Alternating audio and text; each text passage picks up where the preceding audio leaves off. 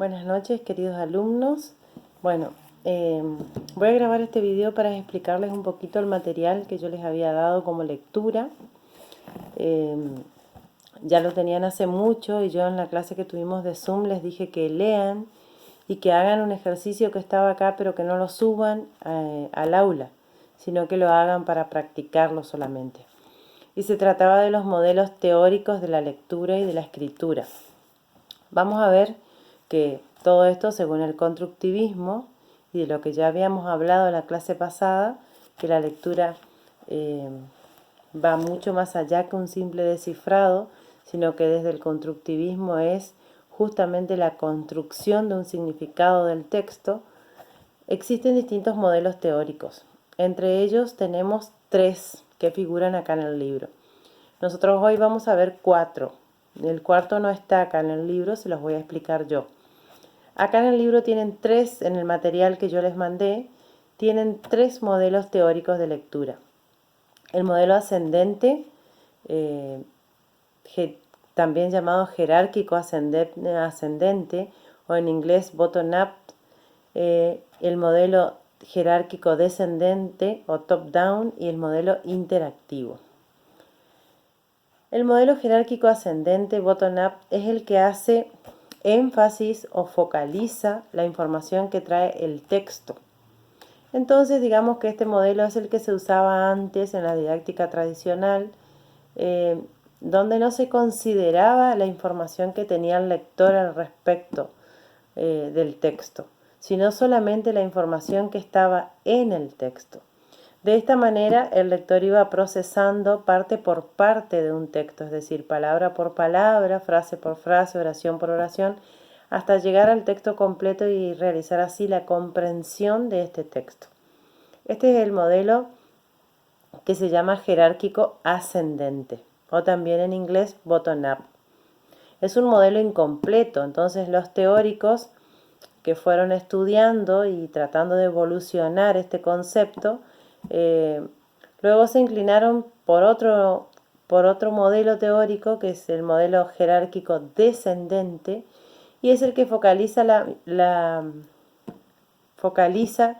digamos, en la información que trae el lector con respecto al texto, y que solamente usa el texto para verificar si sus hipótesis son auténticas o son verdaderas. Este modelo también es incompleto porque, no considera la información que trae el texto, solo considera la información del lector y lo usa como verificación.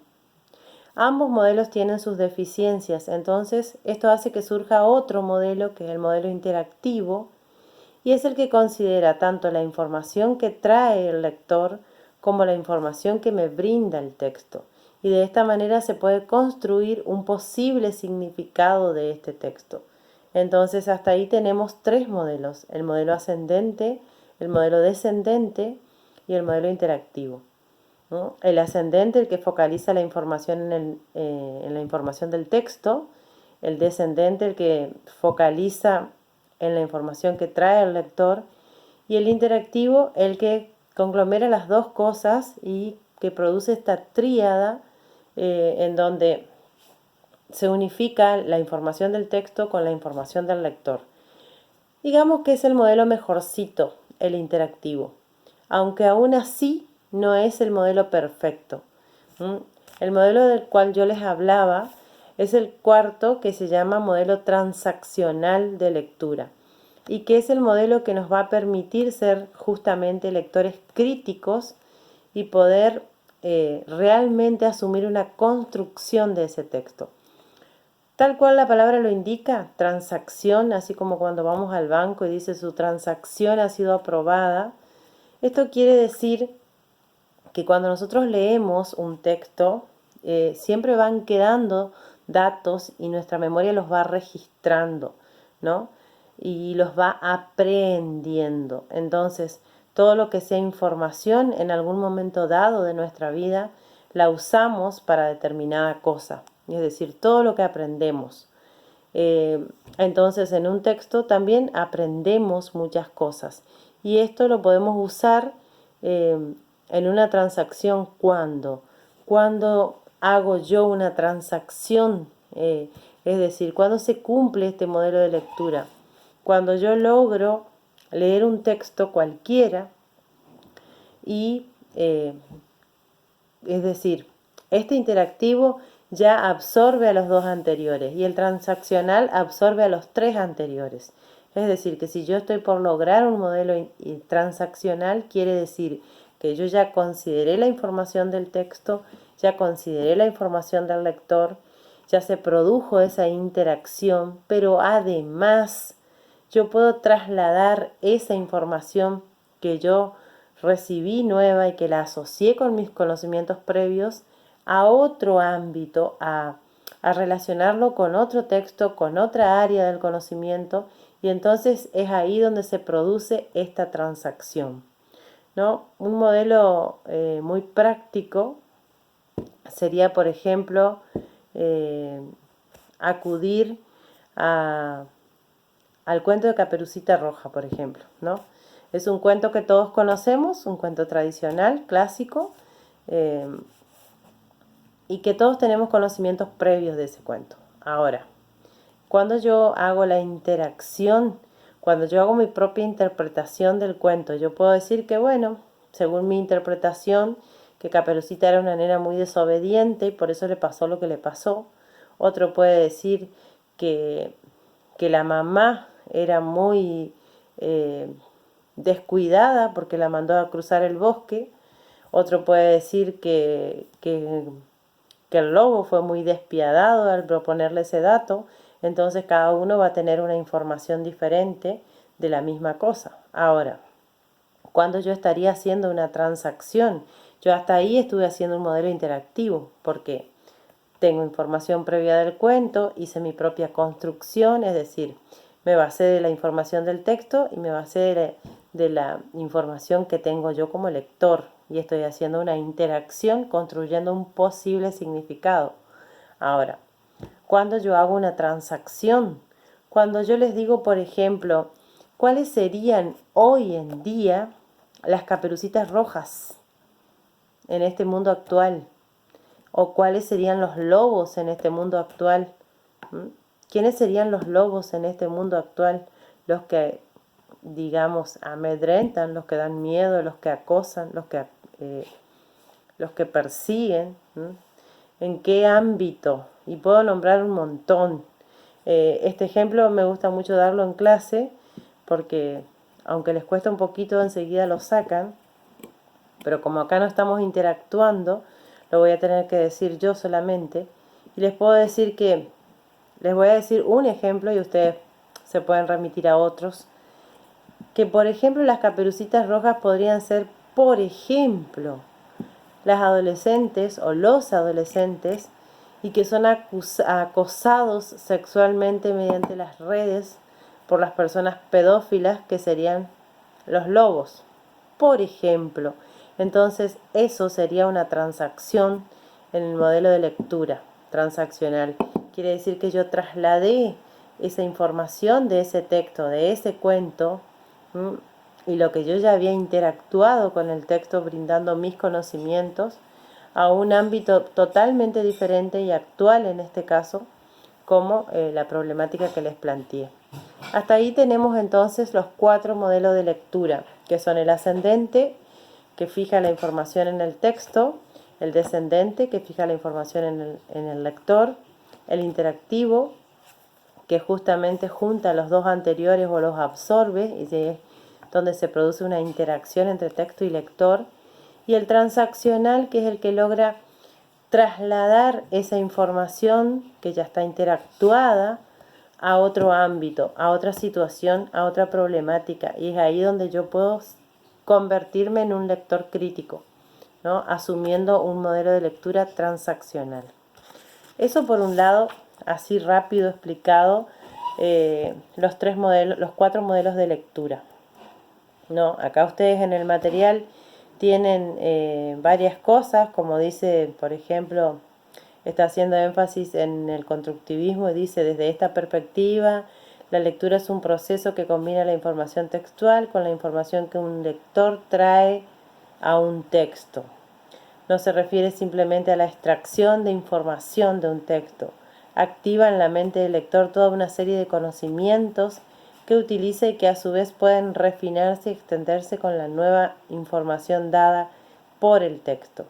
Configura el diálogo entre el lector y el texto. Es interpretativo. Por eso se dice que es interactivo y por eso se dice siempre que si tengo un texto y 20 lectores voy a tener 20 posibles construcciones de significado sobre ese texto. Después tenemos los modelos de escritura, ¿no? Y en los modelos de escritura también los investigadores tienen distintas versiones o modelos que se presentan, que son, por ejemplo, desde el enfoque cognitivo, es decir, todo lo que hace centro en el conocimiento. El modelo A, que está sintetizado así en el material, el modelo de Flower y Ace, que es un modelo que focaliza en estos procesos básicos de la escritura. Cuando habla de escritura acá, no está hablando de la simple codificación, es decir, de escribir, de trazar un código escrito, sino que se está refiriendo a la producción escrita. Por eso está planteado desde el enfoque cognitivo, porque todo lo que nosotros escribimos, obviamente primero nace en nuestra mente, porque primero lo pensamos y después lo escribimos. Entonces, el modelo de Flower y Ace lo que propone o identifica 3 procesos que son la planificación, la traducción y la revisión. Esto da a entender que en la planificación entran un montón de subprocesos. Eso quiere decir que si alguien me dice, bueno, tenés que hacer una redacción, tenés que hacer un texto sobre, no sé, por ejemplo, la semblanza de un compañero de trabajo que falleció. O tenés que hacer una producción sobre tu trayectoria docente en todos estos años de experiencia. ¿Qué es lo que rescatás? ¿Qué es lo que no te gustó? ¿Qué es lo que te gustó? Entonces, eso requiere una planificación, ¿no? Yo voy a empezar a ponerme como primera medida el objetivo que tengo, o sea, para quién lo voy a escribir, para qué lo voy a escribir y qué es lo que quiero transmitir. O sea, que tengo que tener claro eso y por eso me hace falta una planificación. La traducción vendría a ser el primer escrito es cuando uno sufre esa catarsis y lo escribe, y ahí puede escribir obviamente con repeticiones, con errores, con cosas que son aún un poco incoherentes. Y la revisión va a requerir justamente corregir todo eso que no estaba en el lugar adecuado. Acá, por ejemplo, dice, los procesos básicos incluyen otros subprocesos, esto dice el material, lo estoy leyendo acá, como la generación de ideas, es decir, eso que todos llaman el fenómeno de la hoja en blanco, cuando me dicen que tengo que escribir algo y de repente se me produce un blanco en la mente y no sé qué escribir.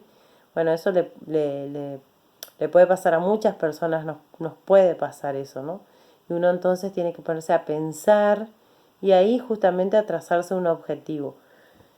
La formulación de objetivos, la evaluación de producciones intermedias, eso quiere decir que cuando estoy escribiendo, por ejemplo, algunos escriben un poquito y ya lo vuelven a leer y lo vuelven a corregir, y otros escriben todo y después recién lo leen. Por ejemplo, yo cuando tengo que escribir algo, nunca me detengo a leer lo que estoy escribiendo. Escribo, es decir, lo pienso unos minutos, o si es algo que lo tengo que preparar como que fuera un discurso, una glosa, y que yo ya sé con anticipación que tengo que hacer eso, lo voy procesando en mi cabeza y es como que lo voy alimentando, por decirlo de alguna manera, ¿no? Voy leyendo cosas, voy buscando cosas que vayan nutriendo lo que yo tengo pensado.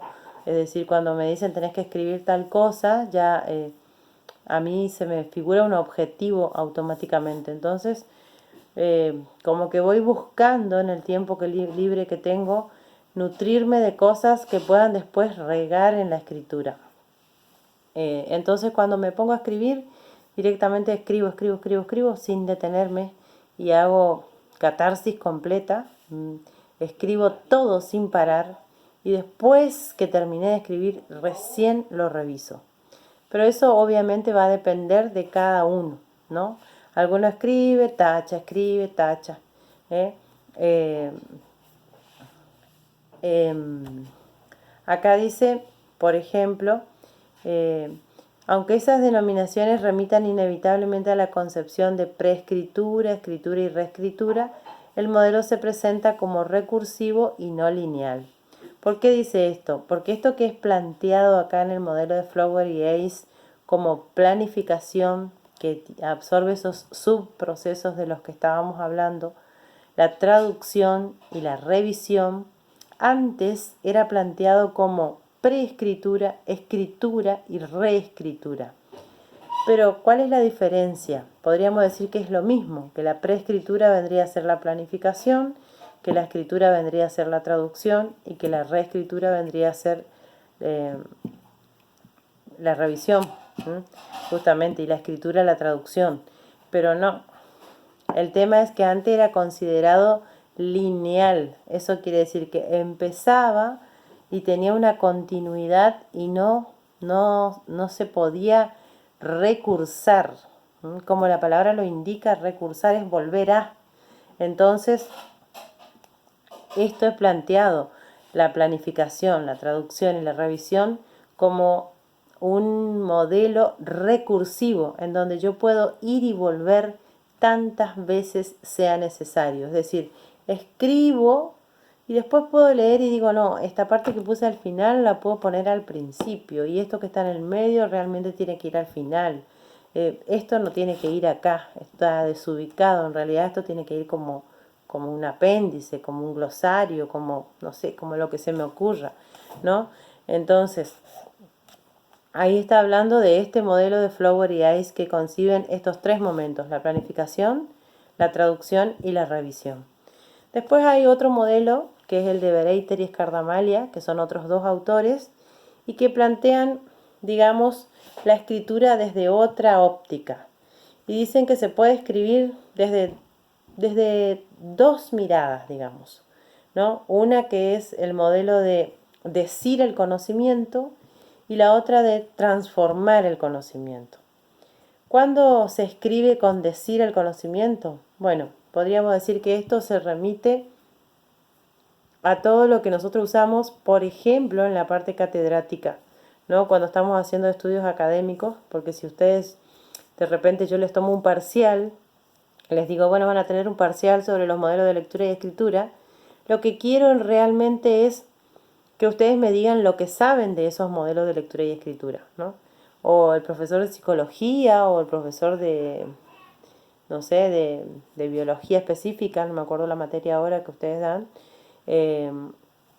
pero es decir, el de química, el de física, lo que sea, en realidad lo que va a hacer es, en un parcial, tomarles la escritura de decir el conocimiento, es decir, bueno, por ejemplo, enuncia cuáles son las propiedades de la materia, ¿no? Y ustedes van a tener que escribir cuáles son las propiedades de la materia, o enuncia, por ejemplo, cuáles son los elementos de la tabla periódica, de cada elemento, cuáles son los componentes, qué sé yo. Entonces, eso es decir el conocimiento. En realidad yo lo que estoy haciendo es comprobando si ustedes saben o no, yo y cualquier otro profesor. Entonces, a eso se remite cuando dice decir el conocimiento. Ahora, podemos también hacer una producción escrita, pero que se refiere a transformar el conocimiento. Eso de transformar el conocimiento,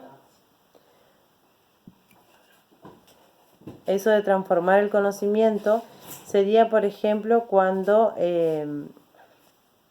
acá dice, cuando lo que yo les dije, por ejemplo, del ejemplo de Caperucita, si yo les dijera, bueno, escriban su reflexión al respecto.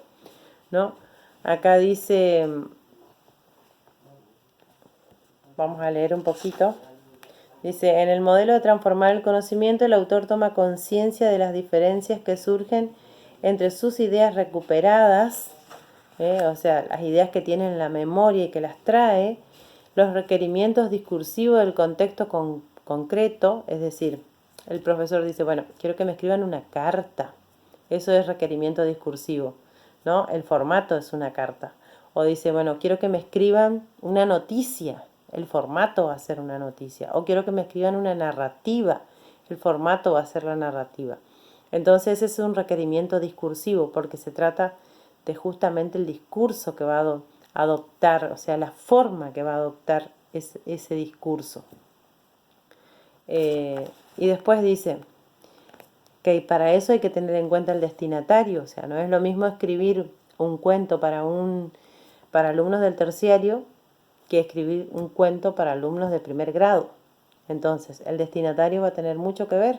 Si yo soy político y quiero dar un discurso, no es lo mismo dar un discurso en la capital federal que en el interior del país, o en una localidad rural que en una localidad urbana, o en un contexto donde hay trabajadores y en un contexto donde hay empresarios. O sea, el discurso va a estar dirigido a ese X destinatario, ¿no? Y va a adquirir características que vayan justamente destinadas a esos destinatarios. Después dice, la búsqueda adecuada entre dos planos provoca que el autor reelabore sus ideas y su texto, lo que genera conocimientos nuevos. Ninguno de los procesos son excluyentes ni se asocian con textos de buena o mala calidad, puesto que ésta depende de otros factores como el conocimiento lingüístico y el tema en cuestión. Es decir, que no es que sean de buena o mala calidad. Obviamente, si yo le pido a alguien que es muy adicto al fútbol, que se mira todos los campeonatos, que se sabe la formación de todos los equipos, que se sabe la formación de la tabla, quién va primero, quién va segundo, en qué campeonato, en la Liga Argentina, en la Copa, ese va a saber escribir un buen artículo sobre deporte. Ahora, si me lo piden a mí, yo voy a hacer un desastre porque no voy a tener idea de quién está primero, de cómo se compone el cuadro, ni nada por el estilo, ¿no? Entonces, la calidad va a depender, obviamente, de la información que tenga el productor del texto. Si ustedes me piden a mí que escriba un artículo sobre recursos lingüísticos, mi texto va a ser excelente, pero si me piden que escriba sobre células cariotas o procariotas o elementos de la tabla o, o qué sé yo, o sobre fuerza mecánica, pues mi texto va a ser desastroso porque no tengo el conocimiento, ¿no? Entonces de eso va a depender del conocimiento que tenga ese productor y cómo lo pueda asociar, porque esto de transformar el conocimiento no es remitirse a escribir ese contenido, sino que es asociarlo con otra cosa, con el contexto, con el objetivo.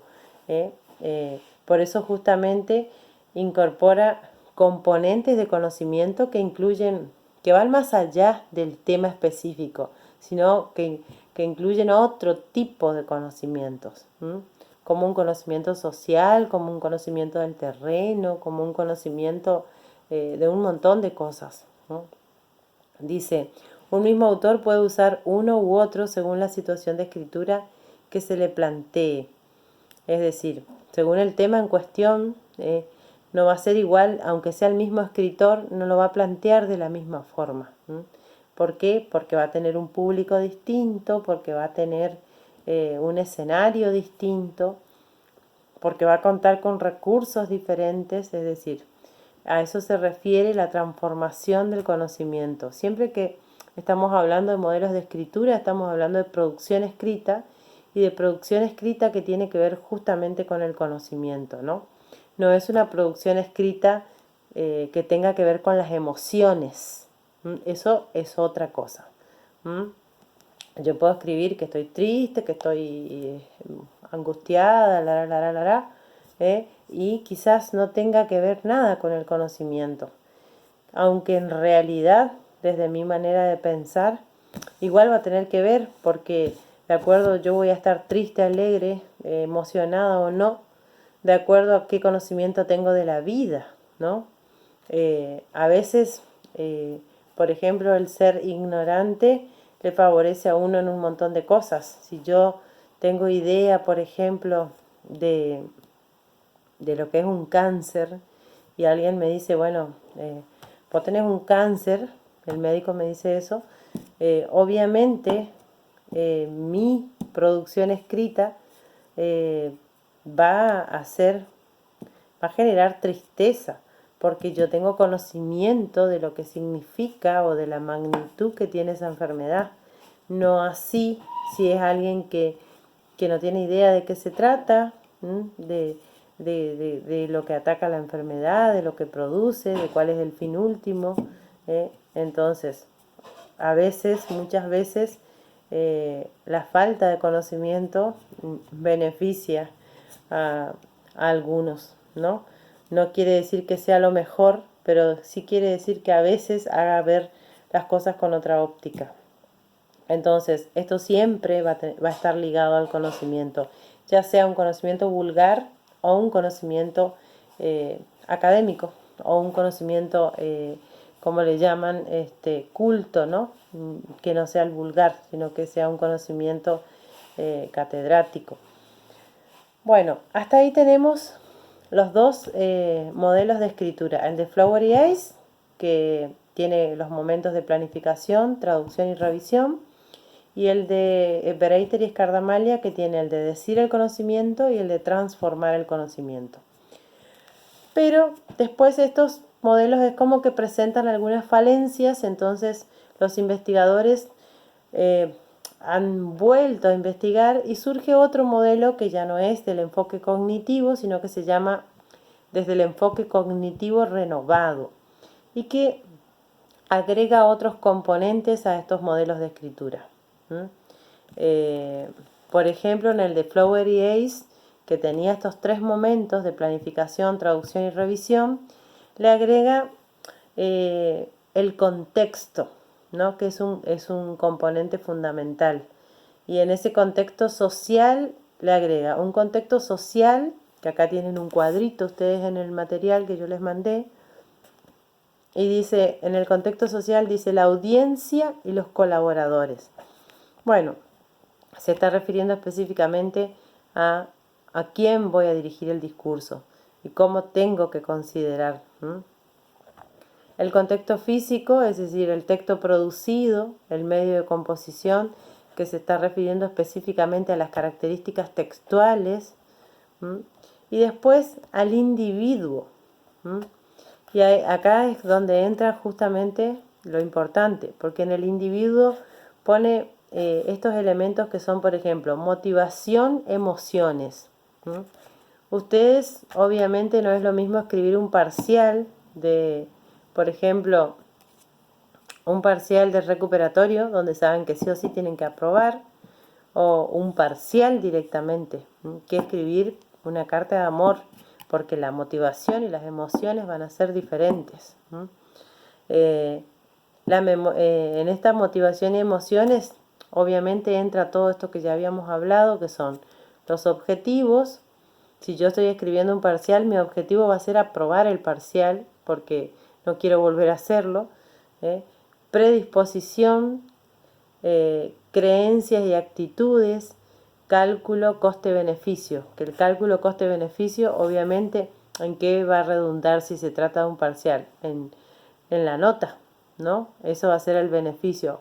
Si yo me esmero por escribir, si yo me esmero y me esfuerzo por lograr una buena producción, el beneficio va a ser una buena nota, y si no, el costo va a ser una mala nota. Después dice acá memoria de trabajo, memoria fonológica, es decir, como todo tiene que ver con el conocimiento, yo por ahí justamente no me queda lo que leí porque no tengo memoria visual, pero sí me queda la explicación del profesor porque tengo memoria fonológica, es decir, todo lo que escuché se me grabó. Después, libreta visual espacial, que ahí se trata de justamente la memoria visual, Uno a veces cierra los ojos y sabe que eso estaba en tal página, en la parte de arriba, en la parte del medio, que yo lo subrayé, que le hice un circulito. ¿eh? Memoria semántica, que se refiere a las palabras justamente, a los nuevos términos, por ejemplo, si se trata de una producción académica, ¿no? A los nuevos términos que tengo que ir incorporando. Si yo estoy así en la carrera de biología, de física o química, voy a necesitar aprenderme terminología específica, ¿no? O en mi misma materia van a tener que aprender terminología específica, ¿no? Saber lo que es una textualidad, saber lo que es un glosario, saber lo que es un componente lector, saber lo que es un modelo de escritura, de lectura. Es decir, son términos específicos de cada área del conocimiento, y a eso se refiere la memoria semántica. Cuando habla acá de procesos cognitivos, obviamente se está refiriendo al conocimiento y dice interpretación textual, reflexión, textualización, ¿no? Es decir, que todo lo que tiene que ver con el escrito se va a remitir al conocimiento, una interpretación textual, que el profesor me puede decir, bueno, escribe una reflexión